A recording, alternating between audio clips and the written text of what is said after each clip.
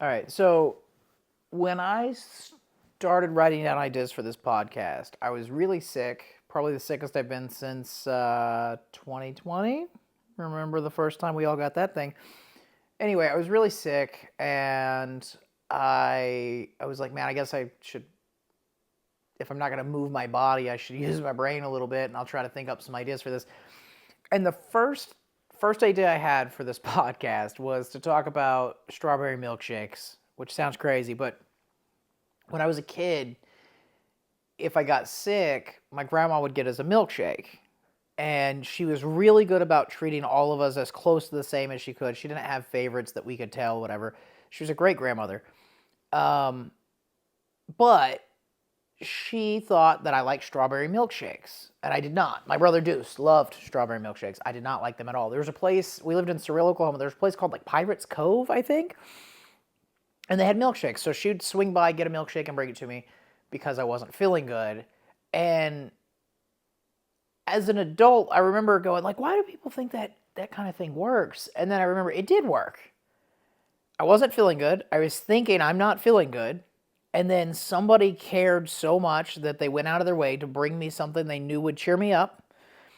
And it was the intent. It had nothing to do with the milkshake. I love strawberry milkshakes now, but only because of that. Like, it's not my favorite flavor. I don't go get a strawberry. I don't get a lot of milkshakes anymore, unfortunately. But let's say I go to In-N-Out. I prefer the flavor of a chocolate milkshake.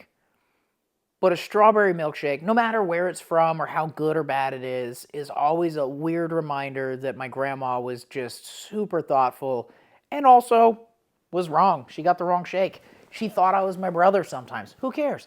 The point was she was doing her best to bring me something she thought I liked. And she was such a sweet lady. If I said, oh, I don't really like strawberry milkshakes, I prefer chocolate, I know she would have gone. First off, she wouldn't have told my dad I said that because I'd get in trouble. But she would have gone straight back there, gave the milkshake to another kid, gave the milkshake to my brother, whatever, went and got me a chocolate shake and came back, or went in the kitchen and made me a chocolate shake herself because she was just super good at making people feel loved.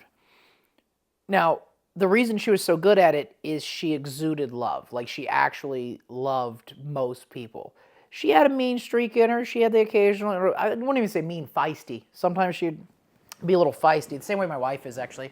But like, there was never a moment where I questioned whether or not my grandma loved me. And it's not about the milkshake, it's not about her doing things like that, but it was things like that that kind of just constantly remind you, oh, she really, really cares. And the thing that's crazy is I don't remember ever going, oh, well, I wish it was chocolate. I remember going, oh, she brought me a milkshake. And then kind of registering, oh, she thinks that strawberry is my favorite flavor. That's okay. Like, there was never like a, why did I not get the thing I want, but I got this anyway. And it kind of made it where I like a strawberry milkshake. I mean, to a point where it's like, it's weird. Now I have a thing where if it was chocolate, I already like the flavor. I already want to drink a chocolate milkshake. But now if I want to kind of put myself in a great state of mind and just feel very loved and cherished and nourished and taken care of and whatever, it sounds so crazy. But I can go to any place that has a strawberry shake, ask for a strawberry shake, not even drink it, just ordering a strawberry shake and thinking about it is enough for me to just remember that my grandma was a very sweet lady and she took care of everybody. And the thing is, it wasn't me. It wasn't like I was not her favorite, or hopefully I was, but she had like 13 grandkids or something. She was this way with everybody that she could be, anybody that deserved it, and anybody that didn't deserve it. She was a very nice person, and I feel like she had a great part of creating who I am. She was always nice to me. She never did or said anything mean. And I did a lot to earn mean. Like, there was occasionally she'd say, don't do that. You know, she'd get on to me, and she wasn't a super softie that never disciplined me or never told me not to do something or whatever. It wasn't no rules at grandma's house at all. But what did happen is I would go to my grandma's house and I would know I'm safe. And I would know everything's going to be okay. And not just for today. Like, she's been dead for a long time. And there's something about her that I guess lives in a couple people in my life now. Like I see a little bit of her in my wife. I see a little bit of her in my kids. And like technically there is actually a little bit of her in my kids. Like they're related to her.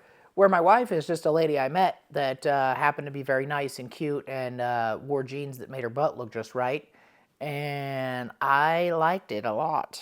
And then I was like, hey, I'm your friend. Can I see your boobs? It took a while, but we were friends first, and then, I think we both developed feelings, and now we're married and things are working.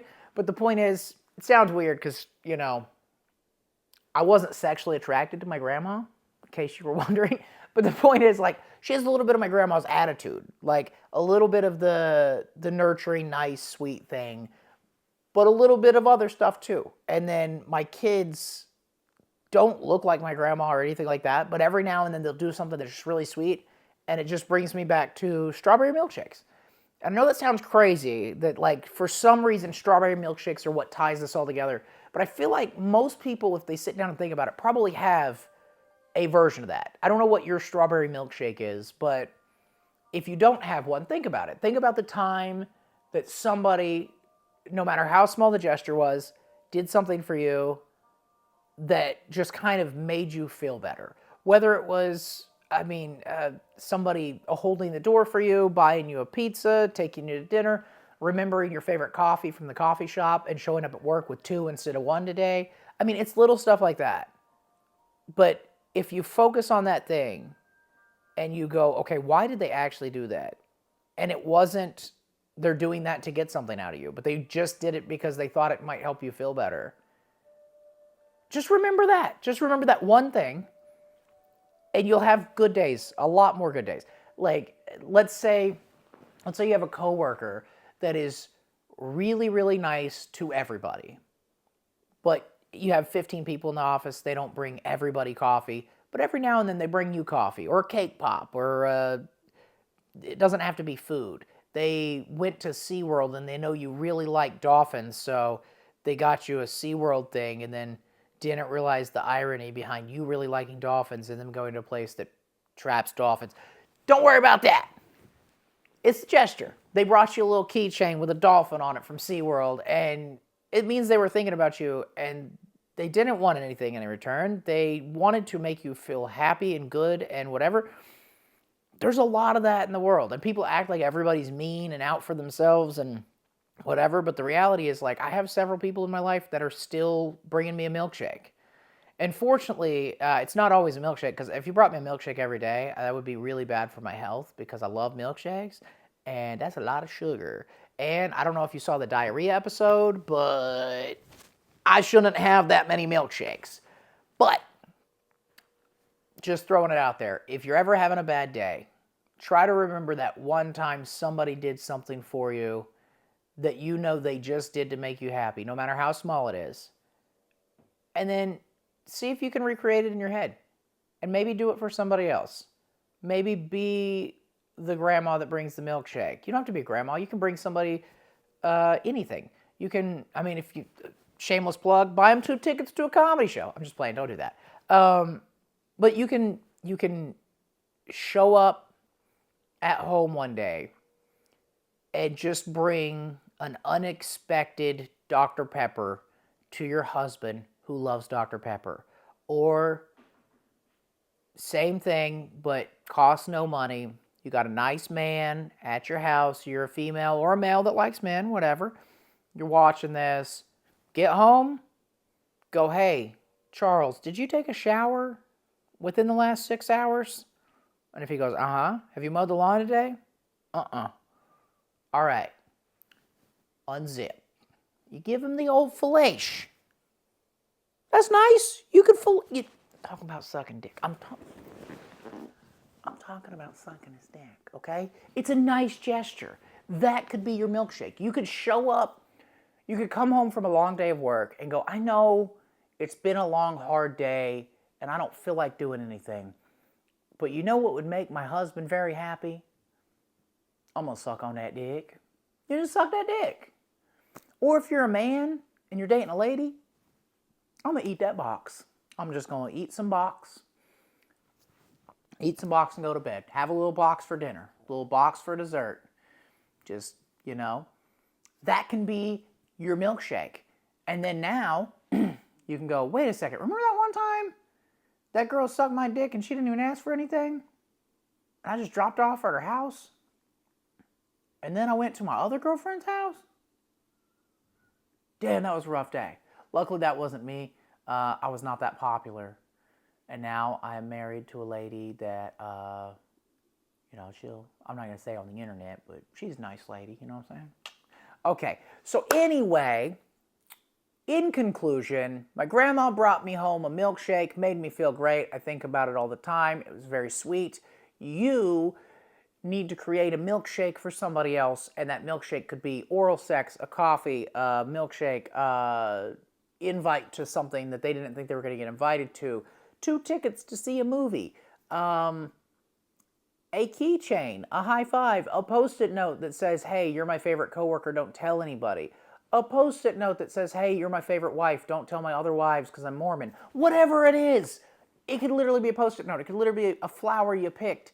It could be, depending on the person, you got to know the person and see if this is acceptable first, but it could be a little titty squeeze. It could be anything. But find your milkshake for other people and for yourself, and it'll get you through some weird shit. This has been a weird episode. I hope you enjoyed it. If not, it wasn't for you. But somebody else will. So send it to them anyway. Make it a milkshake.